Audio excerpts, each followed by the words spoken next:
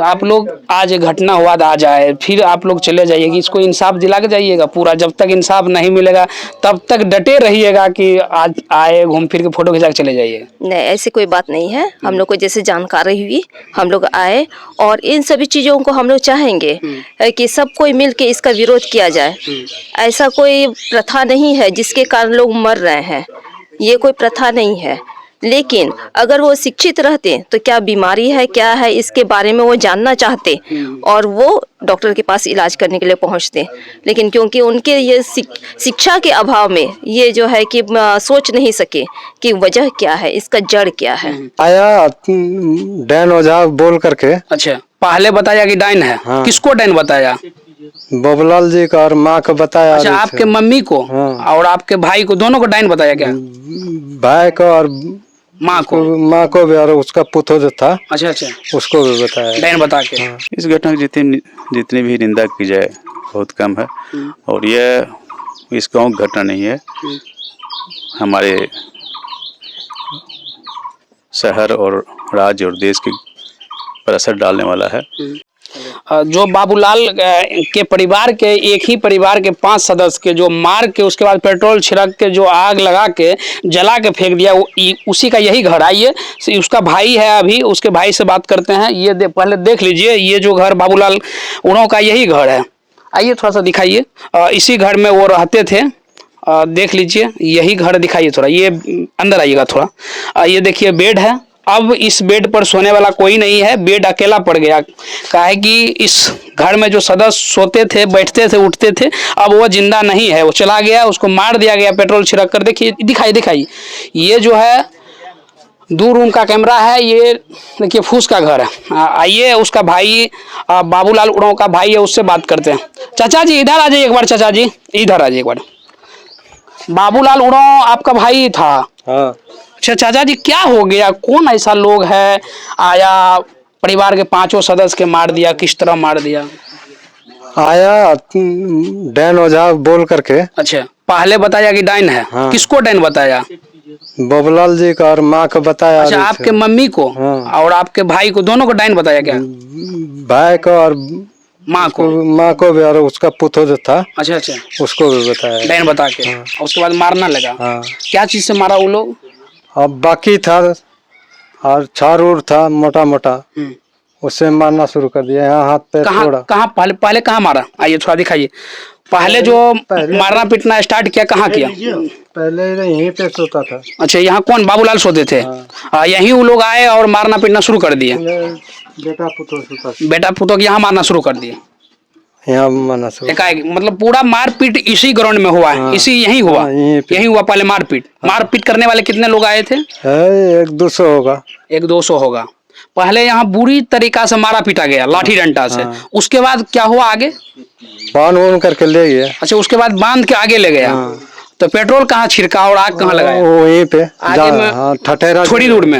वहाँ पेट्रोल छिड़क के आग लगा दिया, बॉडी को वहीं जला दिया। जलने के बाद फिर कहाँ फेंका? एकदम पूरब ले गया और वहाँ अधजल्लू बॉडी को फेंक दिया। तो आप लोग चिल्ला नहीं रहे थे, हल्ला नहीं कर रहे थे क्या? हल्ला हम लोग को तो कैद कर लिया ना। अच्छा, तो पहले आप लोगों को बंद कर लिया। उसके बाद उसको मारना शुरू कर दिया। तब हम लोग को मारने शुरू कर दिया। अब 10 गो आपको पीछे में लगा हुआ रहेगा तो आप कुछ कीजिएगा? नहीं, कुछ नहीं कर पाएंगे। तब आप लोग को कब छोड़ा? सुबेरे उधर से आकर के तब छोड़ा। सोमवार के रात में 10-11 बजे, रविवार के रात में 10-11 बजे घटना हुआ। सोमवार को आपको छोड़ा गया। जब बॉडी को पूरा जला उला के फेंक दिया, नामो निशान मिटा उठा दिया, तब आप लोग को छोड़ा गया। तब आप लोग प्रशासन को खबर किए? हम लोग अब खोज रहे हैं, बेटा सबको फोन लगा रहे हैं। तब छोटका बेटा को खोले तो वो चला गया नानी के, वहाँ से तब गया थाना। अच्छा, तब थाना गया। उसके बाद प्रशासन तुरंत एक्शन लिया कि नहीं लिया? आया था एकदम तुरंत आ गया प्रशासन। और उसके बाद अभी प्रशासन के लोग आपसे पूछताछ करके गया? प्रशासन के लोग क्या कर रहे हैं? प्रशासन हम लोग को पूछताछ, हम लोग नहीं थे, समझे ना। हम भी डर से मारे निकल गए थे, भाग गए थे। कह के बड़का भैया को पकड़ के ले गया पूछताछ करने के लिए। तो हम भी सोचे कि हम लोग को भी पकड़ लेगा तो कौन देगा। अच्छा, आपका लोग भी चला गया, डर से भी आप ही लोग भाग रहे हैं।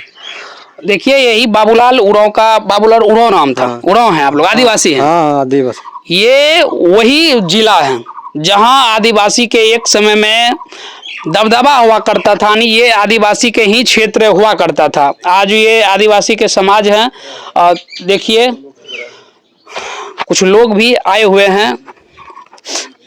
कहाँ से सर आप लोग आए हुए हैं? हम लोग पूर्णिया से हैं। अच्छा, कोई विभाग, सरकारी विभाग से हैं? नहीं सरकारी विभाग नहीं, अच्छा, समाज सेवी के तौर पर आए हैं। समाज से। किस तरह देख रहे हैं घटना के, मतलब पूरे देश में इस तरह का हो रहा है, चल रहा है खबर, किस तरह आप लोग देख रहे हैं? इस घटना की जितनी भी निंदा की जाए बहुत कम है।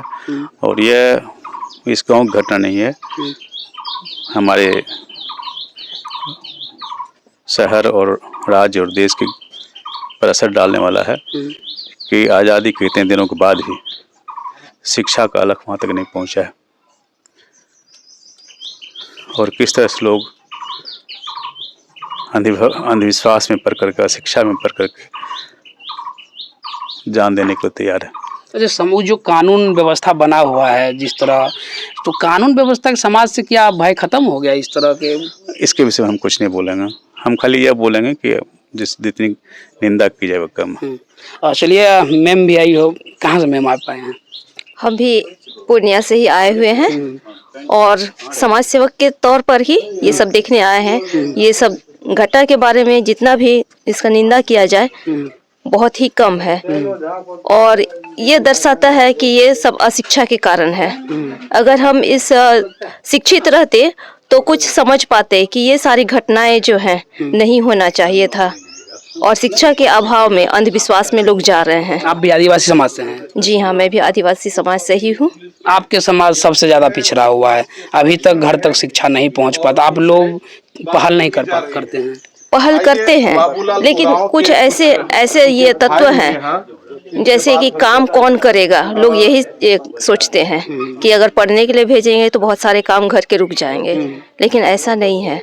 तो उसको बहुत सपोर्ट की जरूरत होती है और उसके लिए हम जो पढ़े लिखे लोग हैं उनको सामने आना पड़ेगा और इसका महत्व को समझाना पड़ेगा।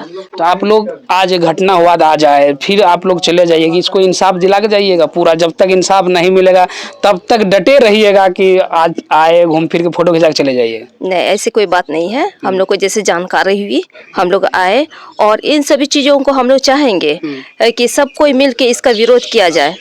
ऐसा कोई प्रथा नहीं है जिसके कारण लोग मर रहे हैं, ये कोई प्रथा नहीं है। लेकिन अगर वो शिक्षित रहते तो क्या बीमारी है क्या है इसके बारे में वो जानना चाहते और वो डॉक्टर के पास इलाज करने के लिए पहुंचते, लेकिन क्योंकि उनके ये शिक्षा के अभाव में ये जो है कि सोच नहीं सके कि वजह क्या है, इसका जड़ क्या है।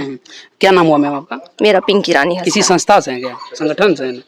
संगठन वैसे तो आदिवासी समाज से ही, हम भी एक समाज सेवक हैं। पिछड़े लोगों को हम लोग जो प्रोत्साहित करते हैं कि उनको ज़्यादा से ज़्यादा शिक्षा पर ध्यान देना है, अपने बच्चों को भी शिक्षित करना है। जब तक वो इस चीज़ को नहीं जानेंगे आगे नहीं बढ़ सकते हैं। और देखिए ये मैम आई है समाज से भी, आज बहुत अच्छी बात है कि यहाँ सभी लोग हैं। आइए जानते हैं, एक सर भी हैं, ऐसे भी जानते हैं। सर कुछ बोलेंगे क्या? एक हम लोग तो ड्यूटी में। अच्छा, आपके अभी नहीं हमको भी नहीं बोलना, हम तो समाज से वैसे घूमने चले आए। चलिए, सर लोग हैं, ड्यूटी है, बड़े अधिकारी जो हैं वो बोलेंगे, ये जो छोटे अधिकारी नहीं बोलेंगे।